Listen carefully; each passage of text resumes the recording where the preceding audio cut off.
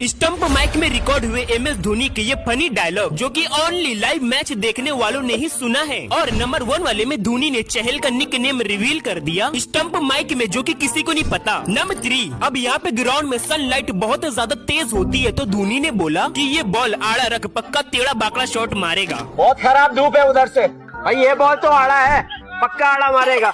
Number 2, जब धोनी चीकू भैया को बोलते हैं कि अंदर ही खड़ा हो जा, बॉल ऑटोमेटिकली टर्न हो रही है। अंदर ही जा चीकू, ठीक है, ये खेलता है, ये बॉल अपने से कम ज्यादा घूम रहा है, कुछ करने का नहीं है। फाइनली नंबर 1, अब यहाँ पे MS धोनी युजवेंद्र चहल को चैली चैली बोल के कहते हैं कि कभी फास्ट बॉल डाल तो कभी स्लो डाल। आप लोग खुद ही सुन लो। धीरे वाला घूमेगा, चले हल्का तेज, हल्का आगे, एक खाली। ओ बहुत बढ़िया, चेक।